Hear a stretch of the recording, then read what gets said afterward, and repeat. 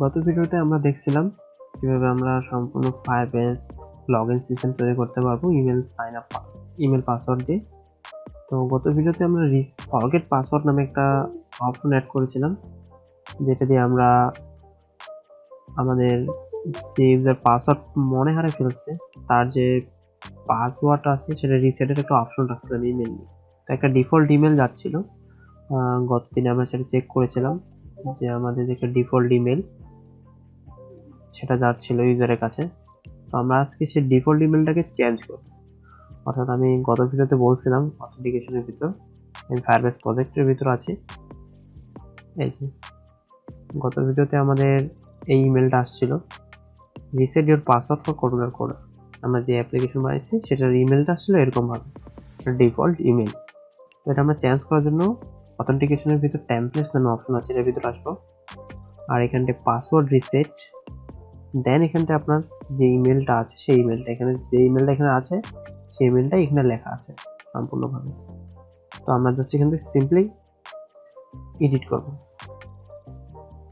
তো এখানটা আপনি সেন্ডার নেম, এখানটা আপনি সেন্ডার নেম হিসেবে দিতে পারেন। তো আমি এখানটায় আমার অ্যাপের নাম দিচ্ছি কোডুলার কোডার। আপনি এখানে নো রিপ্লাই এটা লিখে রাখতে পারেন, সমস্যা নেই। রিপ্লাই টু আপনি আপনার ইমেল দিয়ে দিবেন। তো আমি এখানে কোনো কিছু দিচ্ছি না। তো এখানে reset password for app name, এটা যেরকম আছে সেরকমই থাক।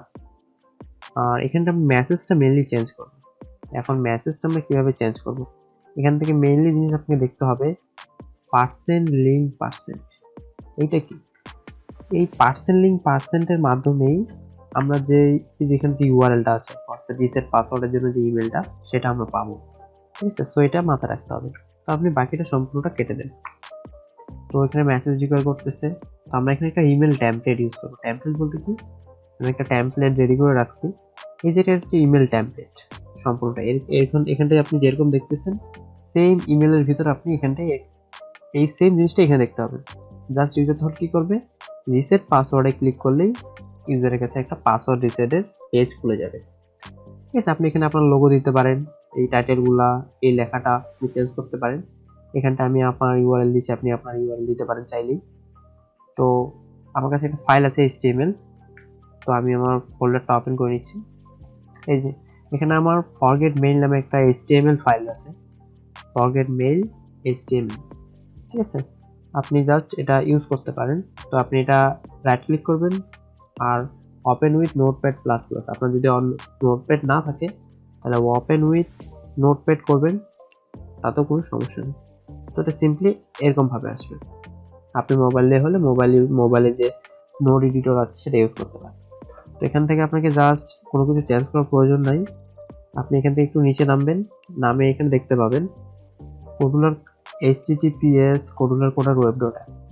এখানটায় আপনি চাইলে আপনার ওয়েবসাইটের ইউআরএল দিতে পারেন, চাইলে আপনি আপনার ফেসবুক পেজের ইউআরএল দিতে পারেন, এইটুকু চাইলে এই দুইটা কোটেশনের ভিতরে। ঠিক আছে, আমি আমার ওয়েবসাইটের ইউআরএল দিয়ে রাখছি, আপনি আপনার ফেসবুক পেজ যে কোনো কিছু ইউআরএল দিতে পারেন। এটা কি কাজ করবে, আমাদের যে ইমেল টেমপ্লেটের যে লোগোটা আইকনটা আছে অর্থাৎ এই আইকনটা এখানটা ক্লিক করলে কোথায় আপনি নিয়ে যেতে সেটা এখানতে সেই ইউআরএলটা দিবেন। এরপরে আসবে ইমেজ উইথ এর নিচে দেখেন আপনি এখানে লেখা আছে https Kodular coder web dot app image, এখান পর্যন্ত আইকন ডট পিএনজি। ঠিক আছে, দুইটা কোটেশনের ভিতরে যে ইউআরএলটা আছে এটা হচ্ছে ইমেজের ইউআরএল। ইমেজ বলতে এই যেখানে আমরা আইকনটা ইউজ করছি এটার ইউআরএল। সো আপনি এখান থেকে আপনার অ্যাপের ইউআরএল আপলোড করতে পারেন। তো আপনি জাস্ট আপনার ইমেজটাকে ক্লাউড গ্যালারিতে আপলোড করে এখানটা ইউআরএলটা পেস্ট করে দেবেন। তো আমি আমার আইকনের ইউআরএল ইউজ করছি। আপনার যদি উইথ বেশি লাগে, মানে আপনি চাচ্ছেন যে আপনার ইমেজটা আইকনটা ছোট হয়ে গেল, তো আপনি এটা বড় করতে যাচ্ছেন, তো সিম্পলি যেখানে উইথ আছে এটা বাড়ায় দিবেন। তো আমি এখানে 80 করে দিচ্ছি এখন বর্তমানে। আমি এটা রিফ্রেশ করলাম আমার পেজটাকে, আমি এটা ওপেন করে রাখছি। ওকে, এটা ফাইলটা নট ফাউন্ড দেখাচ্ছে। আচ্ছা, আমি এখান থেকে ডাবল ক্লিক করে ওপেন করে দিচ্ছি। ওকে, আমার ফাইলটা ওপেন হলো। ঠিক আছে, আমি আবার সেমই আছে, আমি এখানে আরেকটু বাড়াই দেব, আমি এখানটা 100 করে দিই। ওকে, 100। দেখি এবার আমাদের চেঞ্জ কতটুকু হলো, বেশি চেঞ্জ হবে না, তবু যতটুকু হয়। ওকে, এখানে হালকা একটু চেঞ্জেস আসবে, আপনি জাস্ট এখান থেকে ইমেজের উইডথটা সেট করে দিতে পারেন। ঠিক আছে, আর এরপরে আপনার, তো আমি এখান থেকে ডিফল্ট ভাবে আবার 60 করে দিচ্ছি। তো ইমেজের উইথ জানিয়ে লাগে না, আপনি জাস্ট এখান থেকে আপনার ইমেজের ইউআরএলটা চেঞ্জ করে দিলেই না। এরপর এখানে নিচে আসেন টাইটেল চেঞ্জ করার জন্য। এখানটায় দেখেন you have requested to reset your password, এটা হচ্ছে আপনার টাইটেল। আপনি যদি এখান থেকে কোনো কিছু চেঞ্জ করেন, পাসওয়ার্ড পর যদি আপনি 1 দেন, তাহলে আপনার যে ইমেল টেমপ্লেটটা আছে সেটার পর পাসওয়ার্ডটা চেঞ্জ হয়ে যাবে। এটা আমি সেভ করিনি এখনো, কন্ট্রোল এস দিতে হবে। সেভ দেওয়ার পর আমি যদি এখন রিফ্রেশ করি, পাসওয়ার্ড 1।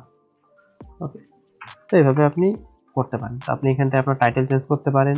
তারপর নিচে আছে উই ক্যান নট স্প্যাম, এখান থেকে আপনি আপনার ডিসক্রিপশন, অর্থাৎ আমাদের মেইলে যে ডিসক্রিপশনটা আছে যে এই লেখাটা, এটাকে চেঞ্জ করতে পারেন। ডিফল্ট ভাবে এগুলো চেঞ্জ করার কোনো প্রয়োজন নাই, যেরকম আছে সেরকমই থাকবে, আপনার সেগুলো চেঞ্জ করার কোনো প্রয়োজন নেই। ওকে, আমি ডিফল্টে রাখলাম। আপনি জাস্ট এখান থেকে ইউআরএল আর ইমেজটা চেঞ্জ করে দিবেন, আর এই জায়গাটা আপনি চাইলে, আর এখান থেকে শুধু আমাদের রিসেট পাসওয়ার্ডটা সেট করতে হবে। তো রিসেট পাসওয়ার্ডটা সেটের জন্য এখানে লেখা আছে ইওর রিসেট লিঙ্ক, এটা। এখানে যতটা কোড আছে এই সম্পূর্ণ কোডটা আমাদের কপি করতে হবে, কন্ট্রোল অল্টার কন্ট্রোল সি। আমি সম্পূর্ণ কোড কপি করে নিলাম। কপি করে নিয়ে আমাদের ফায়ারবেজ অথেন্টিকেশন যে মেসেজ প্যালেট আছে সেখানে আমি পেস্ট করে দিলাম। ওকে, সম্পূর্ণ কোডটা আমি এখানে পেস্ট করে দেওয়ার পর আমার কাছে এখানে একটা অপশন আসবে, এখানে বলছে এ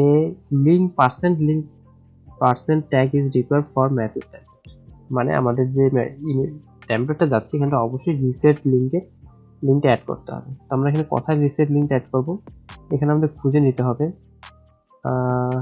এই যে ইওর রিসেট লিঙ্ক, এই যে লেখাটুকু আছে এই লেখাটুকু কেটে দিয়ে এখানটায় পার্সেন্ট লিঙ্ক এটা লিখতে হবে।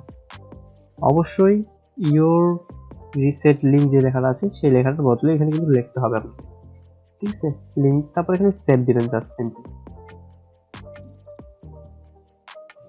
আপনার ইমেল টেমপ্লেটটা সেট হয়ে গেল। দেখেন আপনার ইমেল টেমপ্লেট সেট হয়ে যাওয়ার পরই এখানটা ওই ইমেল টেমপ্লেটটার প্রিভিউ একটা চলে আসছে, ঠিক আছে।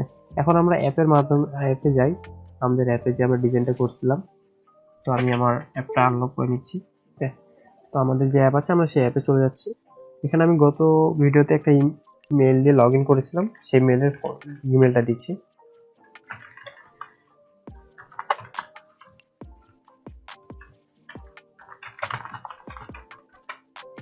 তো আমি আমার মেলটা দিলাম, মেল দিয়ে আমি গেট ফরগেট পাসওয়ার্ড,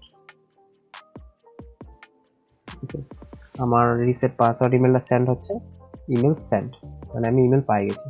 আমি আমার ইমেলটা একটু চেক করি, ব্যাক করলাম।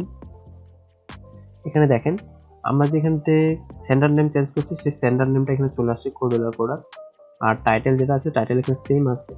আমি ক্লিক করলাম,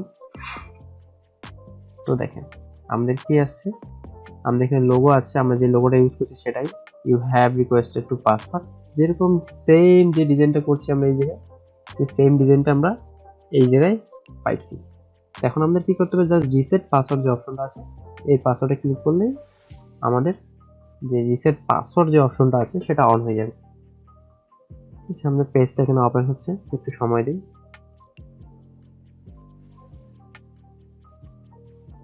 ওকে,